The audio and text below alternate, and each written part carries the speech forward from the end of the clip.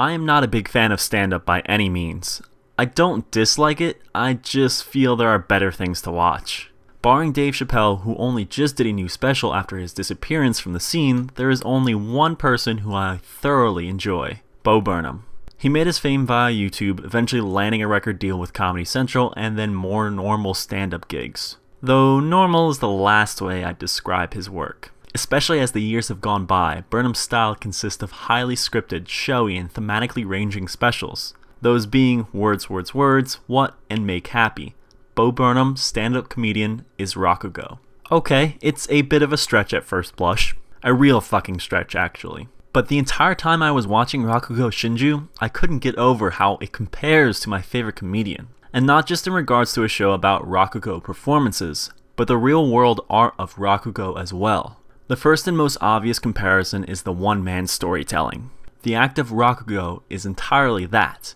One person getting up on a stage to perform a play consisting of multiple characters. Through manipulation of voice and body language, we are able to follow along and tell which character is being performed at any given moment. For example, there is a story that the character Yakumo, the 8th generation, is particularly well known for. In it, he alternates between two characters, one a mortal man whose life is literally on the verge of being snuffed out, and a Shinigami, aka a Japanese god of death. His rendition of this story is so praised because of how well he conveys the utterly creepy and sadistic nature of the Shinigami. This is one of the reasons Rakugo Shinjuu has been lauded by the handful of folks who've watched it. The Rakugo performances are engaging on their own merits.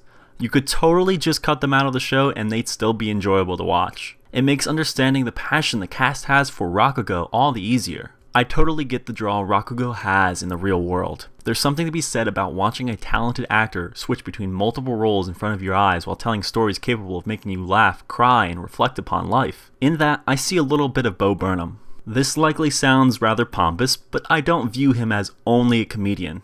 He's funny, yes, but his specials take on very serious tones or have a point to be made other than just getting you to laugh for an hour or so. Throughout each one, he'll jump to and from multiple personas, sometimes in the same skit, just like Rakugo. In his most recent special, Make Happy, there's a bit at the second half where he plays a couple during the moment of the breakup. He changes the pitch of his voice, positioning on the stage relative to where each partner is located in their universe, and gives distinct body language for both parties. Burnham remarks in Make Happy that he's trying to immortalize his work. Many of the bits are highly scripted and that he aims to perfect his acts down to the tiniest details such as the enunciation of a single syllable. Just one more comparison to the performers in Rakugo Shinjuu. Now, his specials are a full-on stage production, so he has pyrotechnics, professional lighting, and backing music to further draw distinction between the characters. A Rakugo show doesn't always have all those things. They're far more low-key, but the anime takes advantage of its medium. This is seen heavily in Season 2 in scenes where Yakumo is having near-death experiences. The lighting changes, visual metaphors are aplenty, and even the animation can take on different styles and influences. It's not exactly like a $200 smoke pipe Burnham will use on a stage and make a quip about, but it's the same basic idea of directorial flair to help convey the act of a one-man play. And you can look at Burnham's previous work in What, where it closes with a bit about the interaction he has with people who don't always have his best interest in mind.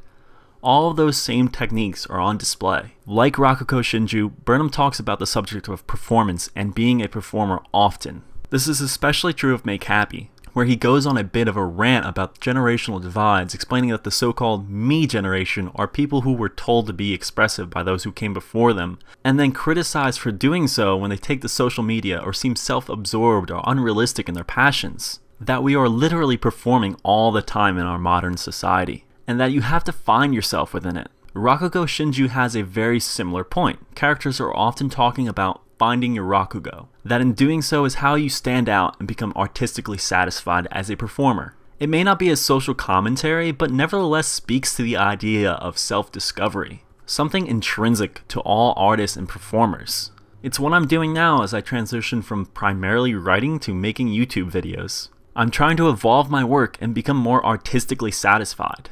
Towards the end of Make Happy, there is a portion that I particularly love that Burnham sings during a parody of a Kanye West concert rant. He cracks jokes about the size of Pringle cans and overstuffed burritos, but eventually the song takes a somber and serious turn.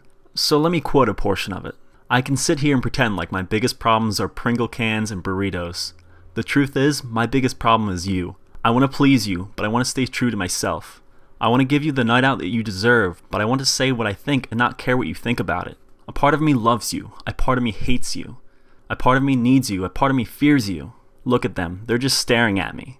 Like, come and watch the skinny kid with a steadily declining mental health and laugh as he attempts to give you what he cannot give himself. It's such a poignant thought about the relationships of performers in the audience. Something Rakugo Shinjuu gets into heavily given the small, very personal nature of Rakugo performance. The entire show is dedicated to Yakumo's journey as a performer, from the early days of learning his art and being inspired by those greater than he, to discovering his Rakugo and beginning to work at perfection, only to have real-life tragedies get in the way and cripple him emotionally. And in Season 2, we see this cold yet incredibly talented man convey to the audience and world what he cannot say directly or without the metaphors of performing Rakugo. That the death of his best friend and the woman he loves has left him broken. That beneath his words of self-loathing he exchanges with his adopted daughter Konatsu and his pupil Yotaro, he just wants to be able to speak to what is eating him up on the inside. That he needs Rakugo to feel alive. And that as his age catches up with him and prevents him from doing the one act that allows him to communicate with others on an emotional level, well, he just would rather die and take the declining world of Rakugo with him. And I totally get that sentiment. I said in my Your Name video that my writing and YouTube videos are how I best and most truly communicate with others. The thought of that being taken from me is terrifying. It's what I've dedicated myself to. It's my sole major goal in life. Because like the cast of Rakugo Shinjuu and Bo Burnham, I'm a performer too. Writing YouTube, it's putting myself out there and asking people, hey, what do you think? And most people don't even respond because I'm a nobody even in the microcosm of humanity that is YouTube. But I desire popularity. I'm an arrogant prick who would really like if one day I made a YouTube video about some dumb anime and say, hey, what do you think? And hundreds of thousands, maybe even millions of people respond with the only logical answer. Get cancer and die, faggot. Because as Yota remarks in the first episode of Season 2 of Rakugo Shinjuu, Rakugo is about creating empathy. And Yota's right, art is empathy, and that's really all I'm trying to say here. As always, like, subscribe, all that nonsense, it is very much appreciated. I'll be trying to get out videos every week or so, usually around Sunday, but I'm not exactly a professional, so don't hold me to it. If you do like my nonsense, be sure to check out the rest of my videos, and thanks for watching everyone.